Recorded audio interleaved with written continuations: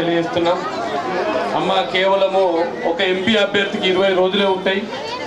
అమ్మ క్షమించండి నన్ను కోరుకుంటూ మీ సమయం కూడా ఎక్కువ తీసుకోమమ్మా. మరి సభలో పాల్గొంటున్నటువంటి నా ప్రాణ సమానులైన ఎన్నో వ్యాయ ప్రయోసాల కోర్చి ఈ కాంగ్రెస్ పార్టీ ఎన్నికల ప్రచారం మొన్న జరిగినటువంటి ఎలక్షన్లలో ఈ ఊర్లో 2600 ఓట్లు వేస్తే 1400 ఓట్లు కాంగ్రెస్ పార్టీకి వేసి, ఆ రెండు పార్టీలు కలిసి 1000 ఓట్లు వేస్తే కాంగ్రెస్ పార్టీకి 1400 ఓట్లు వేసి ఈ ఊరు మీద బాధ్యత నా మీద పెట్టిండ్రు. ఈ ఊరిని చూసుకునే బాధ్యత. ఓడిపోయినప్పటికి కూడా మీకు ఎన్ని వేళ్ళు అందుబాటులో ఉంటూ మీ ఏ సమస్య వచ్చినా పరిష్కరిస్తున్నా. మీ సీఎం రిలీఫ్ ఫండ్ కావాలన్నా మీకు తెలియకుండా నా దగ్గరికి వస్తున్నాయి, నేను సంతకం పెట్టి పంపిస్తున్నా. ఇట్లా ఏది కావాలన్నా కాంగ్రెస్ పార్టీతో సాధ్యమా, కాంగ్రెస్ పార్టీకి ఇన్ఛార్జ్ నేను కనుక నాతో సాధ్యమని చెప్పి మీ అందరికి కూడా తెలియజేస్తున్నా. గత ఎలక్షన్ల సందర్భంగా బీఆర్ఎస్ నాయకులు ఏం చెప్పి అధికారంలోకి వస్తే వీళ్ళు నీళ్ళు ఇయ్యరు, కరెంట్ ఇయ్యరు అని కాంగ్రెస్ పార్టీ బదనాలు చేసి పని చేసిండ్రు. పింఛన్లు ఇయ్యరు అన్నారు. కాంగ్రెస్ పార్టీ అధికారంలోకి వచ్చిన తర్వాత మీకు నీళ్ళు వస్తున్నాయి, మీకు కరెంట్ వస్తున్నది, మీకు పింఛన్లు వస్తున్నాయి. దానికి అదనంగా ఈరోజు బస్సులలో ఉచితంగా ప్రయాణం చేస్తున్నారు. మీ ఇంటికి ఉచితంగా కరెంట్ వస్తుంది. మీకు 500 రూపాయలకే సిలిండర్ వస్తుంది. ఆగస్టు 15 లోపల మీ యొక్క 2 లక్షల రుణమాఫీ కూడా కాంగ్రెస్ పార్టీ చేస్తుందని చెప్పి మేము అందరూ కూడా తెలియజేస్తున్నాం. ఇంకా చిన్న చిన్న సమస్యలు ఉంటాయి. మీకు ఇండ్లు కావాలా, ఇండ్లకు పైసలు లేకుండా కానీ పేపర్లు ఇచ్చిండ్రు వాళ్ళు. ఆ ఇండ్లు కావాలని మీ అందరికి చెప్పినా మీరు నమ్మి ఆ రోజు కాంగ్రెస్ పార్టీని ఆదరించిండ్రు. కానీ ఆ దొంగ విపరీతంగా డబ్బులు సంపాదించి వెదజల్లి అక్కడ మీది కొన్ని ఓట్లు తక్కువచ్చి కాంగ్రెస్ పార్టీ ఓడిపోవడం జరిగింది. ఈరోజు కాంగ్రెస్ పార్టీ అధికారంలోకి వచ్చిన తర్వాత ఏవైతే పథకాలు అమలు చేస్తా అని చెప్పిందో, ఏవైతే వాగ్దానాలు చేస్తుండ్రో ఒక్కొక్కటి చేసుకుంటూ వస్తుంది. మిగతా అన్ని కూడా చేపించే బాధ్యత కాంగ్రెస్ పార్టీ తరఫున ఈ బాల్కొండ నియోజకవర్గ తరఫున నేను తీసుకుంటా అని చెప్పి మీ అందరు కూడా తెలియజేస్తున్నాం. మీరందరూ కూడా ఆలోచించాలమ్మా. ఇలా కాంగ్రెస్ పార్టీని ఆదరించాల్సిన అవసరం ఉంది. ఈ పథకాలను అమలు కావాలా, మరి కేంద్రం నుంచి కూడా నిధులు కావాలా రాష్ట్రానికి. ఈరోజు మన ప్రధానమంత్రి రాహుల్ గాంధీ గారిని చేయాల్సిన అవసరం ఉంది. రాహుల్ గాంధీ గారు అయితేనే మనకు కాంగ్రెస్ పార్టీకి బలం ఉంటాయని చెప్పి మీరు గ్రహించాలని కోరుకుంటున్నాం. ఈరోజు అందరూ నా తల్లులందరూ కూడా ఉపాధి హామీలో పాల్గొంటారు. అందరికీ 100 నుంచి 120 రూపాయలు వస్తున్నాయి. కాంగ్రెస్ పార్టీ అధికారంలోకి వస్తే గతంలో కాంగ్రెస్ పార్టీ ఈ యొక్క ఉపాధి హామీ పథకాన్ని ప్రవేశపెట్టింది. వేలాది కోట్లు, లక్షలాది కోట్ల డబ్బులు ఈ యొక్క కార్యక్రమానికి వెచ్చించింది కాంగ్రెస్ పార్టీ. 10 సంవత్సరాల క్రితం అధికారంలోకి వచ్చిన బీజేపీ పార్టీ ఈ యొక్క ఉపాధి హామీ పథకాన్ని నిర్వీర్యం చేసే ప్రయత్నించింది, కానీ ప్రజలకు ఏం ఉపయోగం చేయలేదు. అందుకని మళ్ళా కాంగ్రెస్ పార్టీ అధికారంలోకి వస్తే ఈ ఉపాధి హామీకి ఏ తల్లులైతే ఆధారవుతారో వాళ్ళకి ఈరోజు 100, 120, 150 రూపాయల వరకు వస్తున్నాయి. కాంగ్రెస్ పార్టీ వస్తే 300 నుంచి 400 రూపాయలు తీసుకోకపోయే బాధ్యత కాంగ్రెస్ పార్టీ అని మీరందరూ కూడా గ్రహించాల. ఇంకా కాంగ్రెస్ పార్టీ వస్తే నీళ్ళు రావని బదనాం చేసిండ్రు. గతంలో మనకు నీళ్లు కావాలంటే రోడ్లు ఎక్కుతుంటిమి, మన మీద పోలీస్ కేసులు పెట్టిర్రు లేదు ఊర్లో పెట్టిండ్రు. పోచంపాడు కాలు ఎండిపోతున్నది చెరువు. మీకు నీళ్ళు వస్తలేవని మీ ఊర్లో ఈ చిన్నరెడ్డి, ముత్తంరెడ్డి, మా గంగని అందరు వచ్చిర్రు, మాకు నీళ్లు కావాలి, లక్షికైనా నీళ్లు కావాలని.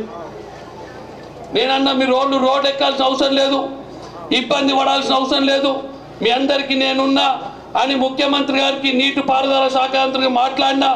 జీవన చెప్పిన అన్న ఇక్కడ సమస్య ఉంది, మీరు కొద్దిగా పెద్దలకు మాట్లాడి మీ ఎంతగా ప్రయత్నం చేయండి అని అన్న ప్రయత్నం చేస్తే మనం అద్దనగా నీళ్ళు ఇచ్చింది కాంగ్రెస్ పార్టీ అని చెప్పి మీరు అందరూ కూడా గ్రహించాలి. టీఆర్ఎస్ పార్టీ కేసులు పెట్టేలా చుట్టూ దింపుకుంటుండే, కానీ కాంగ్రెస్ పార్టీ అట్లా కాదు. కేసులు అవసరం లేదు, మీ సమస్యను మా సమస్యగా భావించి చేసే బాధ్యత అని చెప్పి తెలియజేస్తున్నా. ఇక అభ్యర్థున్నారు, ఇలా బీజేపీ అభ్యర్థున్నాడు. ఎన్ని రోజులు మీ ఊరికి వచ్చింది ఆలోచించండి. వాళ్ళేమైనా అక్కడకట్ట మీకు దొరుకుతారు ఆలోచించండి. అభ్యర్థి దొరకడు, ఇక్కడ పోటీ చేసిన వాళ్ళు దొరుకుతారా అమ్మా? బీజేపీ నుంచి పోటీ చేసిన వాళ్ళు ఇక్కడ అంత ఎమ్మెల్యే అభ్యర్థి పోటీ చేసిన వాళ్ళు ఎలక్షన్ల తర్వాత ఒక్కరోజు నచ్చిందా? మరి నేను వచ్చిందా ఈ ఊరికి ఎలక్షన్ల తర్వాత ఈ 3 నెలల్లో వచ్చిందా? నేను ఎన్నిసార్లు వచ్చినా? ఇప్పటికి 10 సార్లు వచ్చినాయి 3 నెలల్లో. మరి నేనే మీకు అందుబాటులో ఉన్నటోని, ఏ అక్కడికి వచ్చినా నేనే వేయాలటోని. ఇలా సీఎం రిలీఫ్ ఫండ్ ఇప్పించాలన్నా నేనే. మీకు కాంగ్రెస్ పార్టీ ఇప్పుడు రేషన్ కార్డులు ఇవ్వబోతుంది, నేను చూడాలా. కాంగ్రెస్ ఇండ్లు ఇవ్వబోతుంది, నాదే బాధ్యత. ఏ అక్కడికి వచ్చినా నాదే బాధ్యత. కనుక ఇక్కడ కాంగ్రెస్ పార్టీ ఉంది, అక్కడ కూడా కాంగ్రెస్ పార్టీని గెలిపిస్తే రెండు ప్రభుత్వాలు కలిసి మీకు అన్ని సమస్యలు తీర్చే బాధ్యత నేను తీసుకుంటాను తెలియజెప్పి కాంగ్రెస్ పార్టీని ఆదరించాల్సిందిగా కోరుకుంటున్నాం. బీజేపీ వాళ్ళు మీకు దొరకరు. జీవన్ రెడ్డి సార్ ఉన్నారు.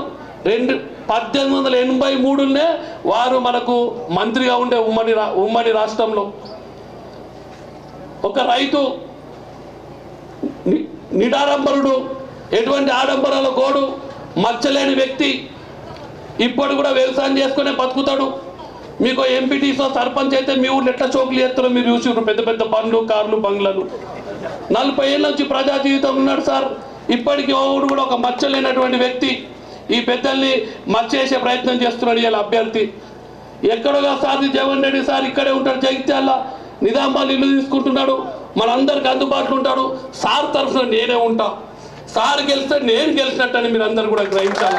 మరి ఇటువంటి ఒక రైతు పక్షపాతి, రైతు పేదల మంచి ఆర్నిసలు ప్రజల కోసమే తన జీవితాన్ని వెచ్చించినటువంటి వ్యక్తి కనుక ఆ పెద్దల్ని మీరు కాంగ్రెస్ పార్టీ చేతు గుర్తు మీద ఓటేసి గెలిపించాల్సిందిగా మీ అందరూ కూడా విజ్ఞప్తి చేస్తున్నా.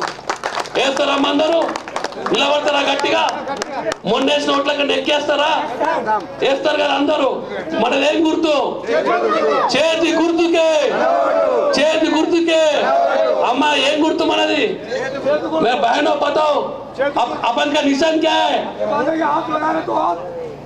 అందరు కూడా చేతు గుర్తుకు ఓట్లేసి ఎండ్ అవుతున్నది.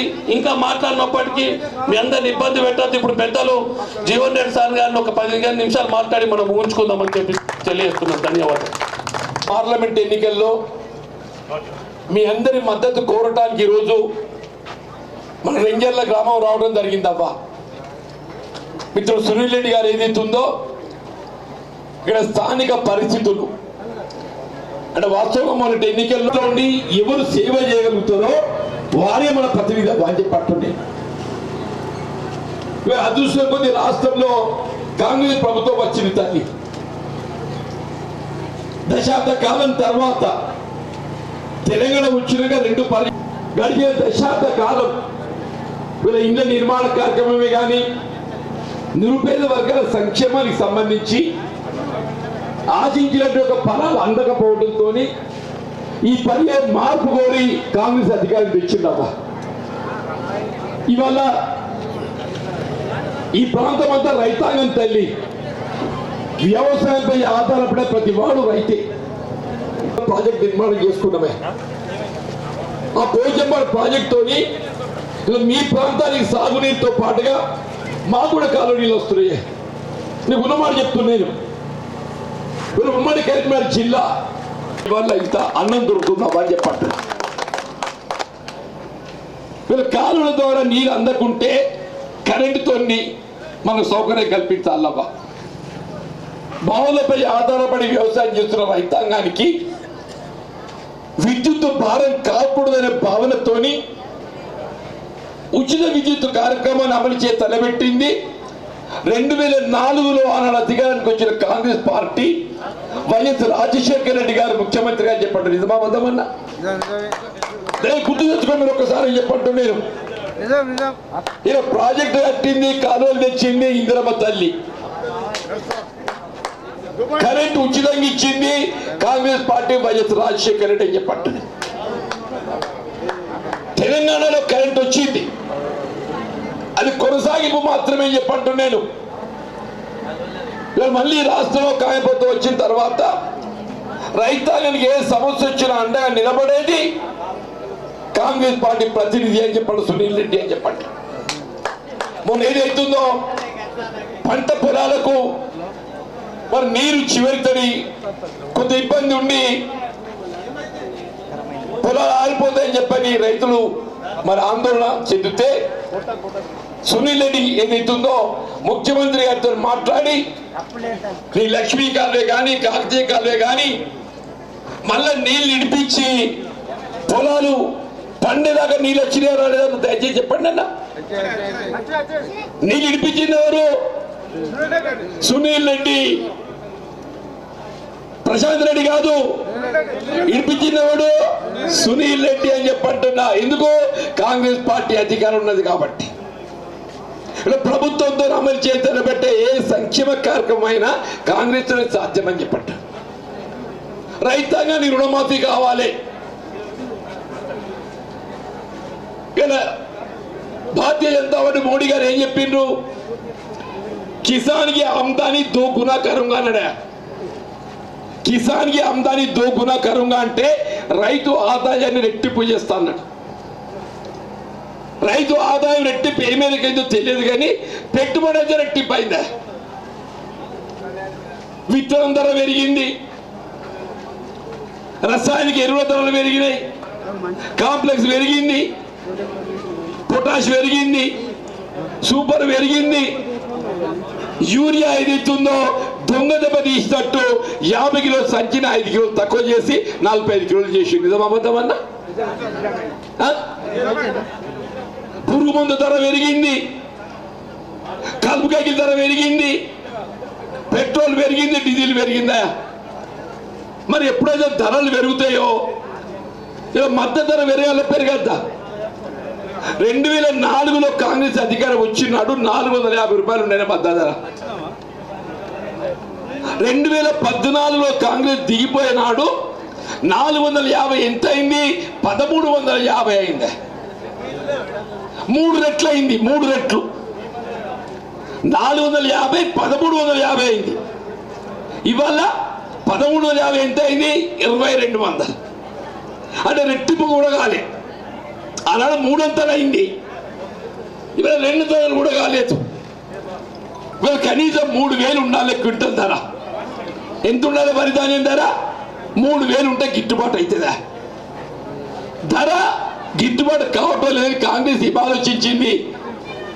మనకు 500 రూపాయలు బోనస్ ఇవ్వాలని చెప్పని. రేపు ఖరీఫ్ పంట నాటికి, రేపు వానకాలం మళ్ళీ నాటెత్తగానే పొలాలు, మీ ఖరీఫ్ పంట నాటికి ఏదైతుందో రైతాంగానికి వరి ధాన్యం మద్దతు ధరకు తోడు 500 రూపాయలు బోనస్ ఇప్పించే బాధ్యత కాంగ్రెస్ పార్టీ అని చెప్పంటున్నా. అప్పులో పూర్వపోయిండే రైతు రుణమాఫీ చేయాలంటే మోడీ గారు ఏమంటారు? అప్పు మాఫీ చేస్తే రైతు సోమరిపోతాయితారట. ఇది చూడబే కథ. అదే పెద్ద పెద్ద బడా వ్యాపారవేత్తలు అంబానీ యాదాని లాంటి వాడికి ఏదైతుందో లక్షల కోట్లు మాఫీ చేస్తాడా? వాడు సోమరిపోతు కాడా? మరి నేను అడగదలుచుకున్న భారతీయ జనతా పార్టీ మిత్రులను, ఏ అంబానీ యాదాని లాంటి వారికి 16 లక్షల కోట్లు మాఫీ చేసిండే?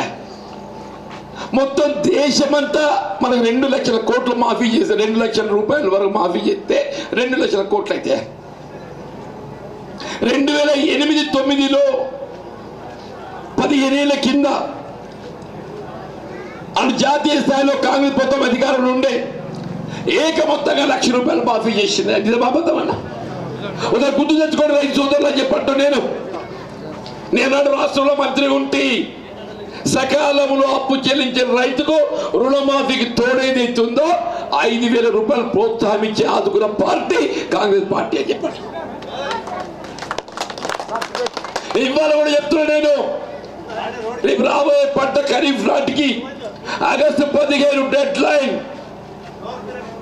రైతు అప్పు చెల్లించవలసిన అవసరం లేకుండా బ్యాంకులకు ప్రభుత్వమే పూచీకత్తుగా ఉండి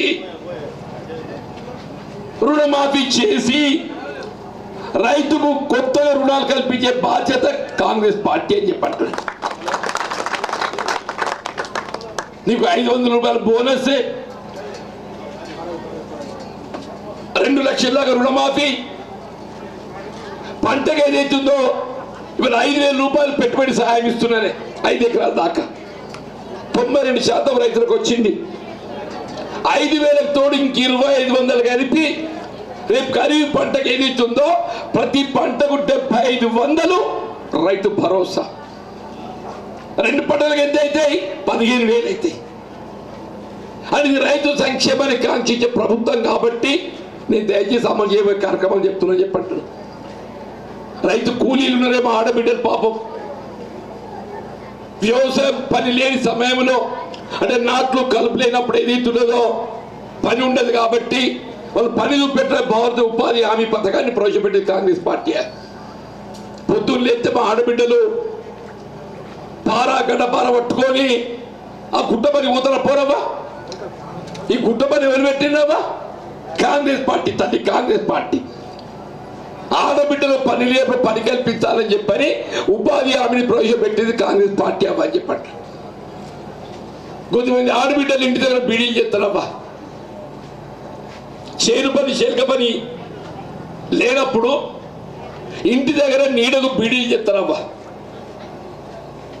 బీడీలు చేసిన పెన్షన్ ఇవ్వాలని చేద్దా. ప్రావిడెంట్ ఫండ్ అని 2014 కంటే ముందు చెల్లించిన పెన్షన్, 14 తర్వాత పిఎఫ్ కట్ అయిన పెన్షన్ అత్తలేదవ్వా. కాంగ్రెస్ అట్లా కాదవ్వా.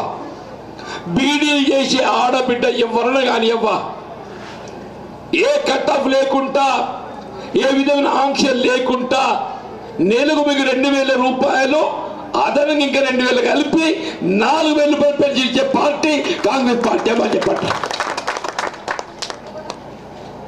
నేను అడగదలుచుకున్నా, మేము పోయినాక ఆ పువ్వు గుర్తులు అత్తరవా అరవింద్, నువ్వు ఎక్కడ బీడీ చేసిన పెన్షన్ ఇస్తున్నావే? దేశమంతా బీడీలు చెప్తున్నారు. బీడీలో ఒక తెలంగాణ చెప్తున్నారు, దేశమంతా చెప్తున్నారు. మరి బీజేపీ పాలిత రాష్ట్రాలలో బీడీ చేసి ఆడబిడ్డ పెన్షన్లు ఇయ్యద్దే? బీడీ చేసి ఆడబిడ్డకు పెన్షన్ ఇచ్చే ఏకైక రాష్ట్రం కేవలం తెలంగాణ రాష్ట్రం అని చెప్పండి. రైతాంగానికి రుణమాఫీ చేసే ఏకైక రాష్ట్రం తెలంగాణ రాష్ట్రం అని చెప్పండి. రైతాంగానికి 500 రూపాయలు బోనస్ ఇచ్చే ఏకైక రాష్ట్రం తెలంగాణ రాష్ట్రం అని చెప్పండి. రైతాంగానికి పెట్టుబడి భరోసా 75 రూపాయలు పంటకిచ్చే రాష్ట్రం కేవలం తెలంగాణ రాష్ట్రం అని చెప్పండి. ఇవన్నింటికి తోడు ఇప్పుడే సునీల్ గారు చెప్పిండ్రు, మా ఆడబిడ్డల తల్లి మీకు ఆత్మస్థైర్యం కల్పించాలి, ఉచిత రవాణా సౌకర్యం అవ్వా. మన పిల్లలు బడిగిపోతారు ఆడబిడ్డలు, వాళ్ళ బస్ కిరాయి ఉండొద్దు. తల్లులు మీరు తల్లి గారింటికి పోతారు, బజారు పోతారు, ఏది పోయినా టికెట్ లేని ఏకైక రాష్ట్రం తెలంగాణ రాష్ట్రమయ్యా. చూడు తల్లి, నేను అడుగుతున్న పువ్వు గుర్తులను మీరు అధికారంలో ఉన్న రాష్ట్రాల్లో ఎక్కడైనా ఉచిత ప్రయాణ సౌకర్యం కలిగిస్తున్నా అంటుంది. ఇవాళ కాంగ్రెస్ పార్టీ తల్లి కాంగ్రెస్ పార్టీ అని చెప్పి అంటున్నా. 200 యూనిట్ల వరకు ఉచిత విద్యుత్ సరఫరా గృహవసరాలకు. ఇది దేశం లెక్క లేదా అంటున్నాను. ఇక్కడ రేషన్ కార్డు జోడించి 200 యూనిట్ల లోపు ఎవరికి బిల్లు వచ్చినా మీరు కట్టగడ్డ అంటున్నాను.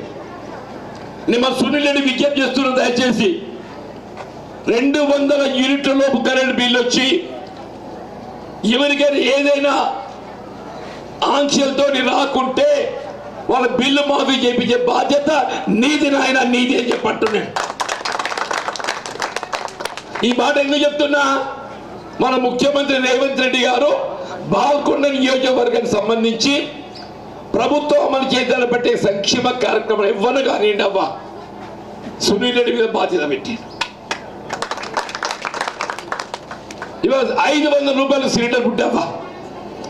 500 కంటే అదనంగా మనం ఎంత చెల్లించినా తిరిగి వచ్చే విధంగా అన్నిగా ముఖ్యం రేషన్ కార్డు అవ్వా. ఇలా ప్రభుత్వం అమలు చేసి తలబెట్టే ఏ సంక్షేమ కార్యం కానీ అవ్వా, రేషన్ కార్డు ఉంటే నీకు లబ్ధి వస్తుంది. నేను సునీల్ రెడ్డికి విజ్ఞప్తి చేస్తున్నా, ఓ నాయన మొత్తం బాల్కొండ నియోజకవర్గంలో అర్హతకు అనుగుణంగా బిలో పవర్టీ లైన్ ఆర్థిక దిగువ ఉన్న కుటుంబం ఎవరని కానీ 2 మాసాలు డెడ్ లైన్ పెడుతున్నాను. నేను ఆగస్టు 15వ తారీఖు నాటికి ఏదైతుందో రేషన్ కార్డు ఇప్పించే బాధ్యత నీది సునీల్ రెడ్డి, నీది అని చెప్పండి.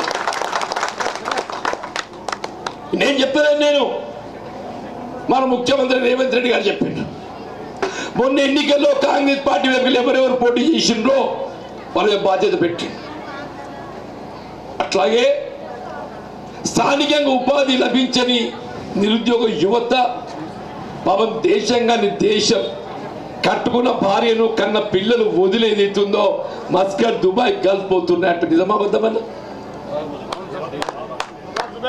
మరి అటువంటి గల్ఫ్ కార్మికులు ఆదుకోవడానికి అటు కేంద్ర ప్రభుత్వం కానీ రాష్ట్ర ప్రభుత్వం ఎలా చేయద్దా అది పోయినగా పాపం ఏదైతుందో అటు ప్రమాదమే కానీ అనారోగ్యమే కానీ మానసిక క్షోభ గురై బలవన్ మరణానికి పాల్పడతానే నేను ప్రతి శాసన మండలి సమావేశాలు కొట్లాడినా ప్రతి శాసన మండలి సమావేశాలు ప్రభుత్వం నిలదీసిన అని చెప్పి అంటున్నా గల్ఫ్ కార్మికులకు అండగా